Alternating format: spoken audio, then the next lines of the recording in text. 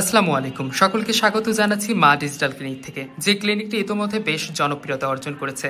এই ক্লিনিকে প্রত্যেক শুক্রবার রোগী দেখছেন এবং আজ আমাদের সাথে আপনাদের জন্য স্বাস্থ্য পরামর্শ নিয়ে যুক্ত হয়েছেন ডক্টর মলয় সরকার, MBBS PGT, সহকারী রেজিস্ট্রার অর্থোপেডিক্স বিভাগ, TMSS মেডিকেল কলেজ, বগুড়া। চলছে শীতকাল, শীতের ব্যথায় কাতর বিভিন্ন পর্যায়ের মানুষ। এই শীতকালীন ব্যথা নিয়ে মুক্তি পাওয়ার করণীয় কি কি হতে পারে? আদাব, আমি ডক্টর মলয় সরকার। আসলে শীতের সময় কোমরের ব্যথা, হাঁটুর ব্যথা, সব ব্যথাগুলোই বেড়ে যায়। আর এই ব্যথা পুরুষদের থেকে মহিলাদের ব্যথার হওয়ার যে টেন্ডেন্সি, এটা একটু বেশি। এটা বিভিন্ন কারণ আছে, যেমন মহিলাদের ক্যালসিয়াম ঘাটতি বেশি হয় পুরুষদের থেকে, এ একটা কারণ। শীতকালে বাতাসে চাপ কম থাকার কারণে জয়েন্টে ব্যথা হতে পারে। আমাদের দেশে যেটা হয়, সূর্যের আলো শীতের সময় একবারে কমে যায় এবং কম থাকার কারণে ভিটামিন ডি শরীরে তৈরি হতে পারে না।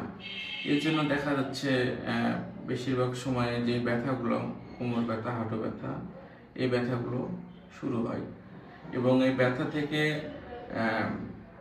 ট্রিটমেন্টের যে বিষয়, তাদের এই প্রবলেমগুলো বেশি হচ্ছে। তাদেরকে শীতের পোশাক পরিধান করতে হবে, মোটা জ্যাকেট, মোজা, হাত মোজা, পা মোজা, এইসব ব্যবহার করতে হবে এবং কিছু এক্সারসাইজের মাধ্যমেও এই ব্যথাগুলো কমে যায়। যেমন যাদের অস্টিওআর্থ্রাইটিস আছে হাঁটুতে, বাতের ব্যথা যেটা বলি, এটা কিছু এক্সারসাইজ করলেও কিন্তু একটু উপকার পাওয়া যায়। কোমরের ব্যথার জন্য ঠিক একই নিয়ম, যেমন ঝুঁকে কাজ, ভারী কাজ, এই কাজগুলো করা যাবে না। এবং শীতের সময়গুলোতে বেশিরভাগ সময়ে ভিটামিন সি সমৃদ্ধ খাবার খাওয়া যেতে পারে। ধন্যবাদ। আমাদের দ্বিতীয় প্রশ্নটি হচ্ছে, আমরা বর্তমান সময় দেখছি হাঁটু ব্যথা, কোমর ব্যথা ও পা ব্যথা নিয়ে রোগীর সংখ্যা বাড়ছে। এই রোগকে প্রতিরোধ করা যেতে পারে কিভাবে, এবং কারো যদি এই ব্যথা হয়ে যায় তবে তার করণীয় কি? হ্যাঁ, হাঁটু ব্যথা, কোমর ব্যথার টেন্ডেন্সি সবারই বেশি থাকে। এর কারণ যেটা বললাম, যে ভিটামিন ডি শরীরে যখন কমে যায় এবং ক্যালসিয়ামের যখন ঘাটতি হয়, তখন এই ব্যথাগুলো শুরু হয়। এবং কারো যদি ব্যথাগুলো হয়েই যায়, এবং তাকে দ্রুত চিকিৎসকের পরামর্শ নিতে হবে এবং তাকে একটা নির্দিষ্ট চিকিৎসকের কাছে দীর্ঘদিন তার ফলোআপে থাকতে হবে। আর হাঁটু ব্যথা, কোমর ব্যথা হলে আমাদের কিছু এক্সারসাইজের মাধ্যমেও এগুলো আমরা নিয়ন্ত্রণ করতে পারি। এগুলোকে, হাঁটুর ব্যথা হলে আমরা বলি অস্টিওআর্থ্রাইটিস। এটা অনেক নিয়মকানুন আছে, যেমন হাঁটু ভাঁজ করে মাটিতে বসা যাবে না, খাওয়া দাওয়া সবকিছু চেয়ার টেবিলে করতে হবে।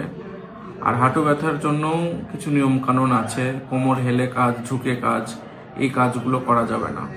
আমরা সাধারণত জানি ব্যথানাশক ঔষধগুলো দীর্ঘমেয়াদে শারীরিক বিভিন্ন ক্ষতি করে। আর এই ঔষধ ডাক্তারের পরামর্শ ছাড়া খেলে শরীরে কি রকম প্রভাব ফেলতে পারে?